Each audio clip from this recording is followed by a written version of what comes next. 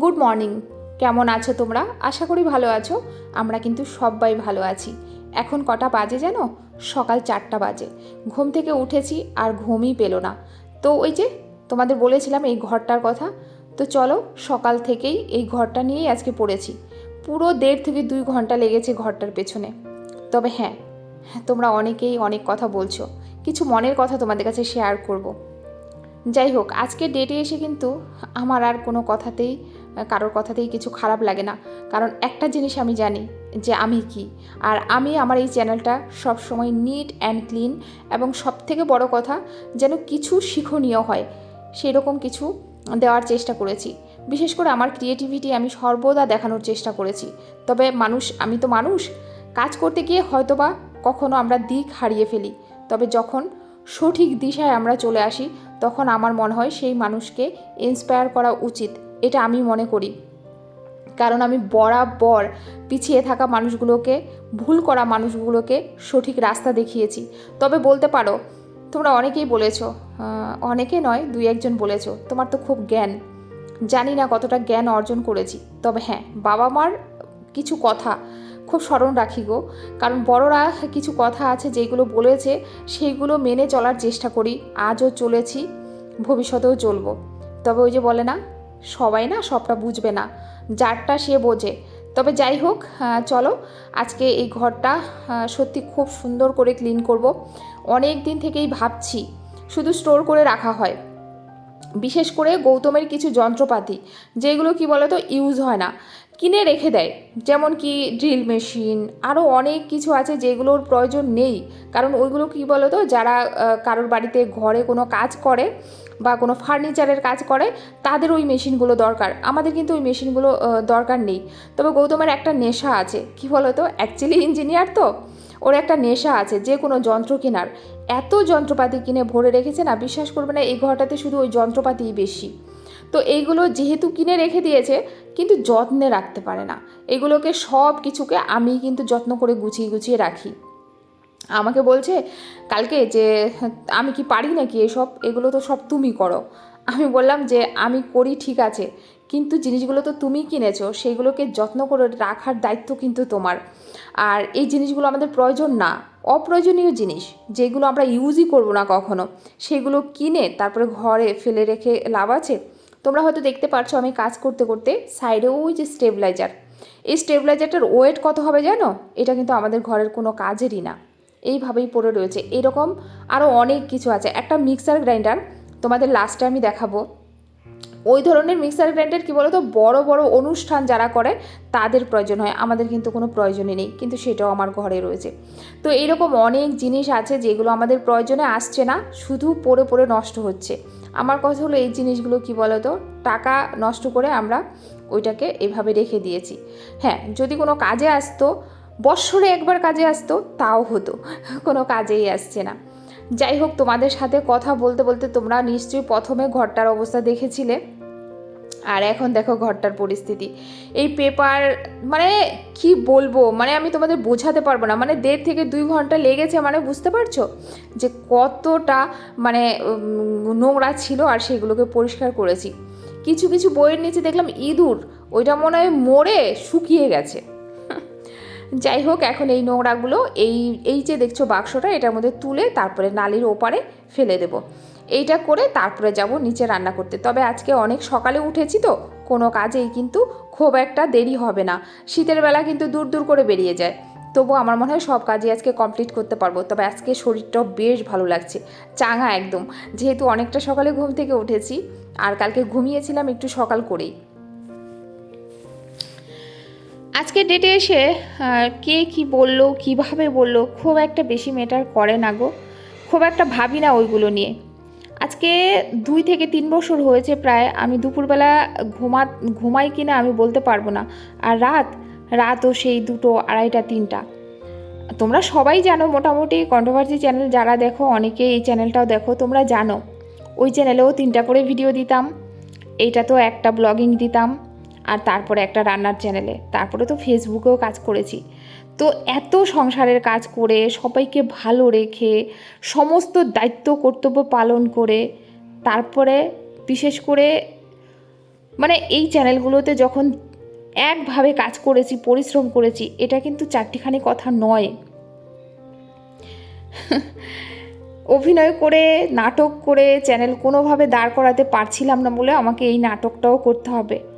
আমার যদি মনে হতো না যে আমি নাটক করছি বা এটা সত্যি নাটক, তাহলে এই নাটকটাকে আমি কন্টিনিউ আরও 6 মাস করতে পারতাম। আমি আরও 6 মাস এই নাটকটা করতে পারতাম। অবশ্যই এই নাটকটা আমি যদি চালিয়ে যেতাম না, তাহলে আমার ভিউজ হতো। তো তোমাদের কথা মতো এটা নাটক, তবে হ্যাঁ, আমাদের মেয়েদের জীবন তো একটা নাটক, এটা বলতে পারো। আমরা তোমাদের যতটা দেখাবো তোমরা ততটাই দেখবে। ভিতরে ঢুকে কেউই কোনো দিন কিচ্ছুই দেখতে পারবে না। সত্যিই আমি বলবো ইউটিউবটা একটা নাটকের মঞ্চ, তোমরা বলতে পারো। তবে আমি কতটা নাটক করেছি, কোনটা সত্যি নাটক করেছি, কোনটা মিথ্যা নাটক করেছি, সেইগুলো নিয়ে ক্ল্যারিফিকেশান আর দিতে চাই না। তবে কষ্ট পেয়েছি কি বলো তো, সঞ্জনা দিদি ভাইয়ের কিছু কথায়। কারণ যারা আমাকে নিয়ে সমালোচনা করছে তাদের কথায় কষ্ট পাই না, কারণ তারা তো শুধু কন্ট্রোভার্সি করতে হবে, যে কোনো একটা টপিক নিয়ে সেটাকে বাড়িয়ে বলা, এটা একটা অভ্যাস। সেটা আমিও একটা সময় করেছি, কারণ কন্ট্রোভার্সি চ্যানেল করতে গেলে এই জিনিসগুলো করতে হয়। একটা কন্টেন্টকে রং মাখিয়ে সুন্দরভাবে প্রেজেন্ট করা, এটাকেই কন্ট্রোভার্সি বলে। তবে খারাপ লেগেছে সঞ্জনা দিদি ভাই, কিন্তু আমার ভালোবাসার মানুষগুলো যখন আমাকে কিছু বলে, সেটা সত্যি যদি একটু কষ্টদায়ক হয়, সত্যিই খারাপ লাগে। যেমন সঞ্জনা দিদি ভাই আমাকে বললো, শিল্পী ভুল করেছো তুমি, আবার ক্ল্যারিফিকেশন দিচ্ছ। না দিদি ভাই, একদমই না। কারণ আমার মনে হয় না, তোমাদেরকে ভালোবাসি তাই তোমাদের কাছে আমি এটা ভুল বলে স্বীকার করেছি, কিন্তু বিশ্বাস করো মনের থেকে বলছি, আমি যেটা করেছিলাম সেটা আমার মনে হয় না আমি ভুল করেছি। আজকে তোমার কাছে এই কথাটা স্বীকার করলাম। তবে হ্যাঁ, তোমরা বললে খুব খারাপ লাগে। তারপরে এই যে মিলি দিদি ভাই কালকে যেমন বললো, শিল্পী এই বাইরে যাওয়ার, ঘর ছাড়ার বিষয়টা না করলেও পারতে, এত সুন্দর হাজব্যান্ড তোমার। হ্যাঁ দিদি ভাই, তুমি এই কথাটা একদমই ঠিক বলেছো। তো এই যে দেখো, প্রথম দেখেছিলে, আর এই যে এইটাকে একটু মুছতে হবে, ড্রেসিং টেবিলটাকে একটু মুছতে হবে। আর এই যে উপরে না সাজিয়ে রাখতে পারিনি গো, এমনি খালি রেখে দিয়েছি, নিচটা তাও একটু ফাঁকা হয়েছে। আর পেপারগুলোকে এইখানে ভাঁজ করে রেখেছি, মেয়েদের খাতা যেগুলো বাতিল আর কি এইখানে রেখেছি, বইগুলো যেগুলো গত বছরের এইখানে রেখেছি। টিভিটা না ওইটার উপরে উঠিয়ে দিয়েছি, তাহলে জায়গাটা অনেকটা কম লাগবে। আর এই যে মোটামুটি পরিষ্কার করেছি। সকাল থেকে পুরো 1.5 ঘন্টা লাগলো, 1.5-2 ঘন্টা লাগলো। এই যে গুড মর্নিং ফ্রেন্ডস, কেমন আছো তোমরা? আশা করি ভালো আছো। Welcome back to my channel Shilpi's family. আর অনেক সকালে, সে কটা বলো, 4টার দিকে ঘুমের থেকে উঠেছি। ঘুমের থেকে উঠে ভাবলাম যে আজকে যদি এই কাজটা না সারি তাহলে কালকে আর হবে না। কালকে এক জায়গায় যাওয়ার আছে, একদম সকাল থেকেই। গৌতমও যাবে, আমিও যাব, মেয়েরা ঘরে থাকবে। তো যাওয়ার আছে বলে, যার জন্য ভাবলাম কালকে হবে না। আর বিশ্বাস করবে না, আমি ওই ঘরটার দিকে তাকাতে পারি না। তোমাদের কালকেই বলেছিলাম যে ওই ঘরটা পরিষ্কার করব। তো আজকে সকালবেলা হবে হচ্ছে ডালিয়ার খিচুড়ি, কারণ গৌতম খেতে চেয়েছে ডালিয়ার খিচুড়ি। তো ডালিয়ার খিচুড়ি করব। তারপরে হচ্ছে ছোটো মেয়ের রয়েছে পড়া, ছোটো মেয়ে যাবে পড়তে। তো যাই হোক, চলো সকাল থেকেই ব্লগটা স্টার্ট করেছি, দেখতে থাকো, আশা করি ভালো লাগবে। আর এই ঘরের যে কম্বল দুটো, ভাবতে পারবে না তোমরা যে কি পরিমাণ গন্ধ হয়েছে, মানে কি পরিমাণ গন্ধ হয়েছে। ওই দুটোকে আজকে যদি মেশিনে না দিই, গরম জল করব, তারপরে কমফর্ট দিয়ে, তারপরে ভিজিয়ে, তারপরে দেব মেশিনে, তারপরে দোতলা মানে ছাদে নিয়ে নাড়লে কি বলো তো, রোদ একদিনের রোদে শুকাবে না। এই জন্য এক্ষুনি যাবো সকাল সকাল, এখন খুব বেশি বাজে না, এখন দিলে সারাদিনে শুকিয়ে যাবে। তো চলো দেখতে থাকো, অনেক কথা বলে ফেললাম সকাল থেকে। আর এই যে পুচকু এখানে আমাকে বারবার টাচ করছিল, এখানে পুচকু পড়তে বসছে আর বড় মেয়ে ওই করে বসছে। চলো ঠিক আছে, এই যে দেখেছো এইখানে এনে রেখেছি, এইগুলো এখন গরম জলে দিয়ে আগে মেশিনে দেবো, তারপরে কথা, ঠিক আছে। এইগুলো না এইখানে রাখবো না, এই জায়গাটা একদম গ্যাদারিং হয়ে গেছে। আর এইটাও আজকে পরিষ্কার করব, এখন ধরবো আর কি। এই দুটো জায়গায় চলো তোমরা থাকো সঙ্গে, এই দুটো জায়গায় পরিষ্কার করব। আর এইগুলো কি বলতো, যেগুলো ভিজিয়েছি এইগুলো আজকে আর মনে হচ্ছে না আজকে এগুলো মানে ভিডিওতে অ্যাড করতে পারবো, কারণ এইগুলো কালকের ভিডিওতে না হয় অ্যাড করে দেবো। আজকে বুঝতেই পারছো ওই ঘর পরিষ্কার করতে করতেই আমার ভিডিও এত বড় হয়ে গেছে না, ভিডিও লেন্থ অনেক বড় হয়ে যাবে, কিছু করার নেই। যার জন্য কিছু কিছু ভিডিও ক্লিপিং আজকে সেটা কালকের ভিডিওতে অ্যাড করতে হবে বাধ্যতামূলক আমাকে, জানো তো। আর এই জায়গাটা কেন ফাঁকা করছি বলো তো, খুব বাজে লাগে দেখতে, খুবই বাজে লাগে।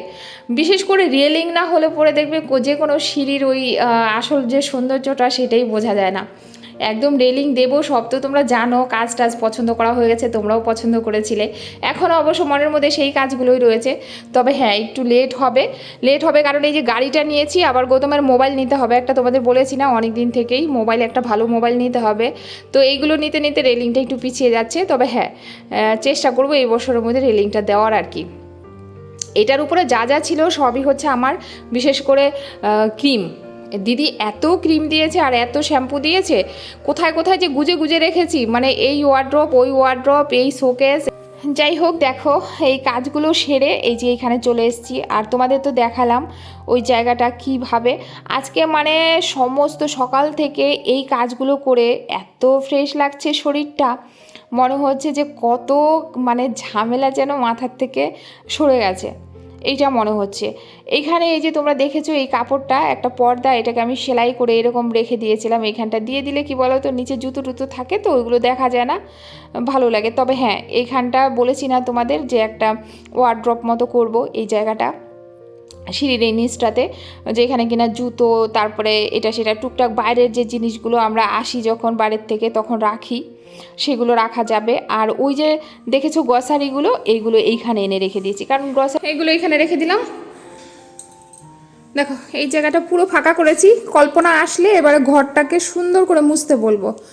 আর এই যে এইটাও দেখো কতটা এইখানে জিনিসই বেশি ভরেছিল, এগুলো মুছতে হবে। আপাতত ক্লিন করেছি। আর এই যে চার দুটো তো আমার লাগে ঘরে, এইখানে তো সিলিন্ডারটা থাকে, এইখানে সিলিন্ডারটা থাকে।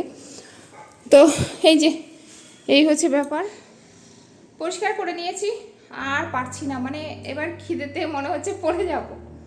একটু খেয়ে নিই, খাওয়া দাওয়া করে তারপরে এইটুকু খিচুড়ি বড় মেয়ের জন্য রাখা হয়েছিল, ও বোধহয় আর খাবে না একবারে। আর কালকে বিরিয়ানিটা রয়েছে, ওইটা হয়তো একটুখানি খাবে। আর এই যে আর এর থেকে বেশি হবে না। আর এই দিকটাও মোটামুটি সবই কমপ্লিট।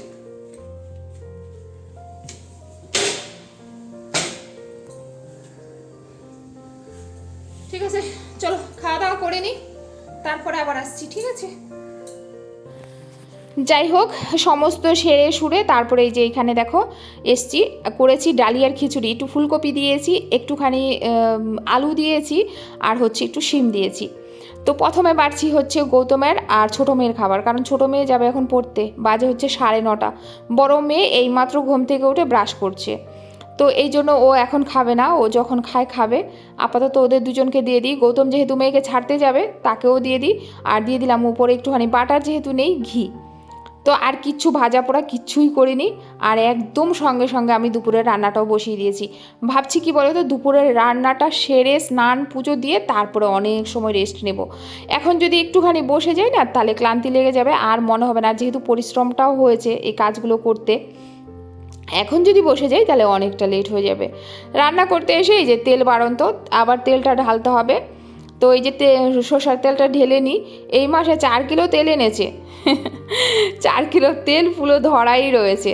সামনের মাসে মনে হয় না আর তেল আনতে হবে। 4 কিলো বলতে শুধু সর্ষের তেলেই 4 কিলো, আর রিফাইন তেল 1 কিলো। তোমরা অনেকেই বলো আমি তেলটা অনেক বেশি খাই, তবে হ্যাঁ, আগের থেকে কিন্তু অনেকটা কমিয়ে দিয়েছি। তোমরা তরকারি দেখলে নিশ্চয়ই বুঝতে পারো। আর আজকে ওই যে ওই দিন দেখো না বাটা মাছ এনেছে, অনেকগুলো ছিল। তো এখান থেকে ওই দিন তো শুধু 4 পিস ভাজা করেছি, তো আজকে ভাবলাম 3 পিস ভাজা করব ওদের 3 জনের জন্য, আর 4 পিস দিয়ে ফুলকপি দিয়ে আলু দিয়ে একটা পাতলা ঝোল করব। তবে এখন দেখবে ফুলকপি খেতে কিন্তু খুবই ভালো লাগছে, যেহেতু সিজনের কপি। আর আমাদের এখানে হচ্ছে গড়বেতার এক কপি। আমি এই রাস্তায় গেছি, গিয়ে দেখি কি এরকম নিয়ে বসে আছে, তো নিয়ে এসছি। আর সত্যিই কপিটা খুবই ভালো ছিল, খুবই ভালো ছিল। বাটা মাছ দিয়ে ঝালও কিন্তু বেশ ভালো লাগে খেতে। আমার বাটা মাছের ঝালটাই বেশি ভালো লাগে, কিন্তু গৌতম আবার সর্ষে বাটা দিয়ে খেতে খুব ভালোবাসে। আমার মেয়েরা আবার একটু পাতলা ঝোল খেতে ভালোবাসে আর ভাজা খেতে ভালোবাসে। বুঝতে পারছো, একই পরিবারে এক একজনের এক এক রকম রুচি, এক একজনের এক এক রকম পছন্দ। তো এই যে একটু জিরা ফোড়ন দিয়ে বেশ আলুটাকে বেশ লাল লাল করে সুন্দর করে ভেজে নেব। আর ফুলকপিটাকে অলরেডি ভেজে নিয়েছে। আর আজকে পুরো 2 দিন থেকে 3 দিন থেকে কোনো শুকনা লঙ্কা না, শুধু কাঁচা লঙ্কার তরকারি।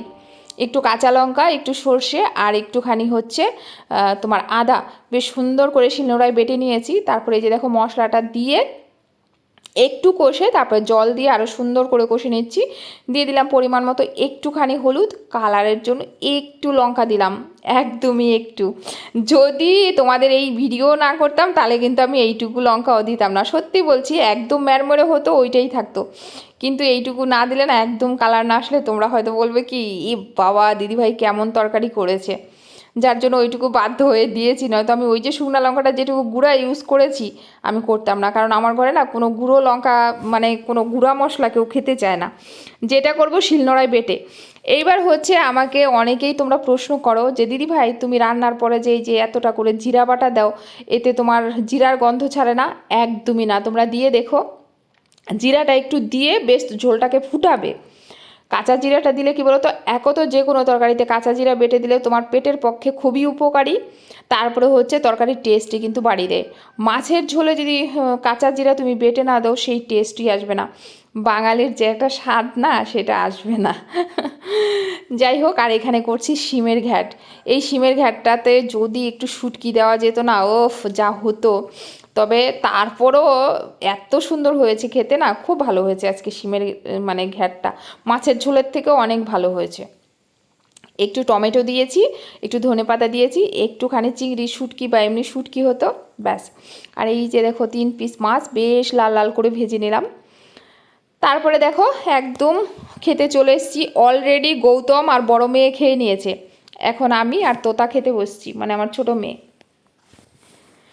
তো আমি এই যে নিয়েছি একটু মাছ আর মাছের ঝোল, অনেক দিন পরে মাছের ঝোল, আর মাছটা বড় একটা পিস নিয়েছি, কারণ মাছ ছোট বড় মেয়ে খায়নি, এমনি 1 পিস বেশি হবে।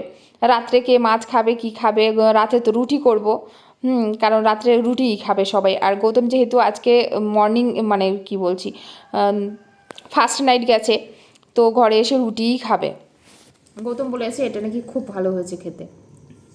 ছোটো মেয়েও খেয়েছিল তখন, গৌতম যখন খেয়েছে তখন। ও বাবা কি ঝাল, এই জন্য পাপার কাছে ভালো লেগেছে না, ঝাল ঝাল খুব পছন্দ করে। আর শিমের ঘ্যাটটা দেবে শুটকি দিয়ে করলে আরও ভালো লাগে। আর আমি শুটকি ছিল না, এমনি প্লেনই করেছি, কিন্তু ঝাল হয়েছে, টেস্ট হয়েছে। তো চলো খাওয়া দাওয়া করি, তারপর আবার আসছি, ঠিক আছে?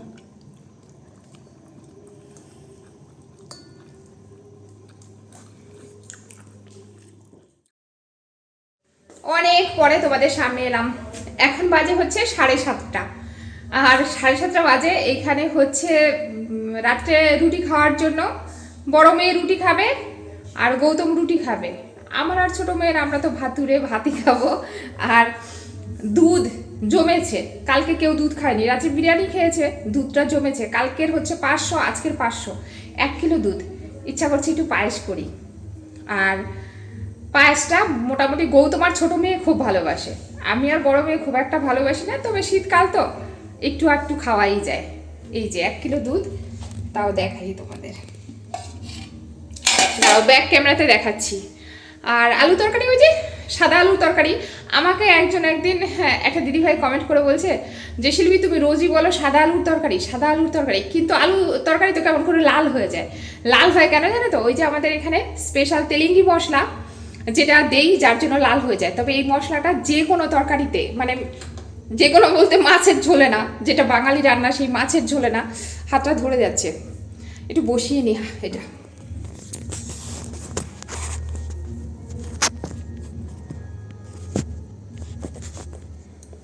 যে কোনো তরকারি বলতে এইটা নয় যে মাছের ঝোলে দিয়ে দিলাম, যে কোনো তরকারি বলতে যেমন কি ঘুগনি, তারপরে হচ্ছে তোমার সয়াবিনের তরকারি, কিংবা কষা কষা তুমি আলুর দম করলে এইগুলোর মধ্যে বা তড়কা করলে এইগুলোর মধ্যে দেওয়া যায়, আর দিলে সত্যি দারুণ হয় খেতে। মশলাটা খুবই ভালো। তোমরা খালি বলো তেলেঙ্গি মশলাটা কি, আমাদের এইখানে তেলেঙ্গিরা তারা তো মাছ মাংস খায় না খুব একটা, আর মাংস খেলেও খুব বেছে বেছে, মাছটা একদমই খায় না। তো ওরা এই মশলাটা দিয়ে সমস্ত রকম রান্নায় ইউজ করে, আর স্পেশালি এটাকে তেলেঙ্গি মশলা বলা হয়। ঠিক আছে, তো চলো আলু তরকারি করব।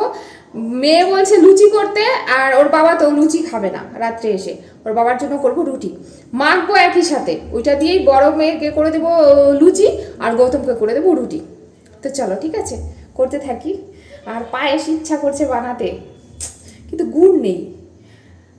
যেই গুড় আছে ওই গুড়টা দিলে যদি দুধটা জমে যায়, কেটে যায়, তাহলে আরেক সমস্যা, তাহলে আমার দুধটাই নষ্ট হবে। তার থেকে কি করবো বুঝতে পারছি না।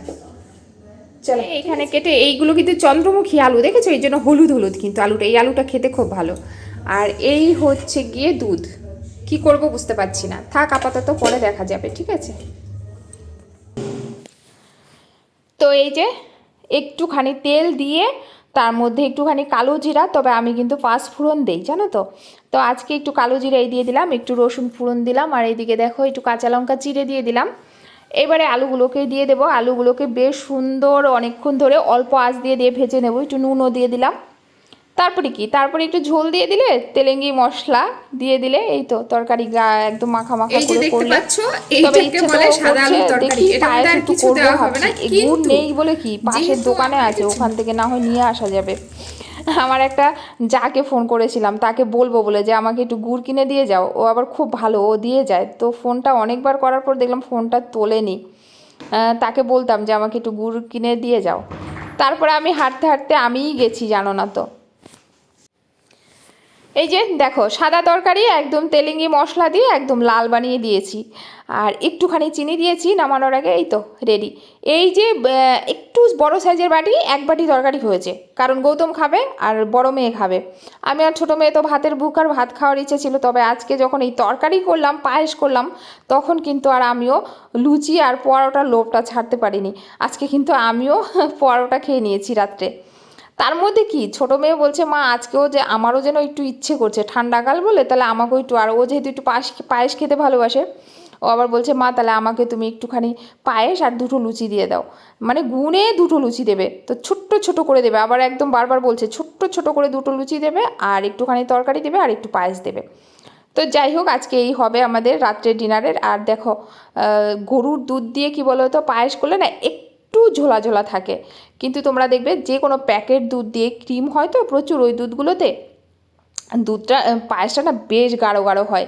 তবে হ্যাঁ, এখন তো শীতকাল, নলেন গুড় দিয়ে পায়েস করলে কিন্তু সত্যি একটা চাকা ধরে যাবে, একদম সর পড়ে থাকবে, ভালোই লাগে, খারাপ লাগে না মোটামুটি। যদিও মিষ্টি খুব যে পছন্দ করি সেটা নয়, ঝাল জিনিসটাই বেশি প্রিয়। আর এই যে দেখো আমার পুচকুকে দিয়ে দিচ্ছি, একটুখানি তরকারি দিলাম, আর পায়েসটা একটু ভরেই দেবো, কারণ ও পায়েসটা খেতে ভালোবাসে।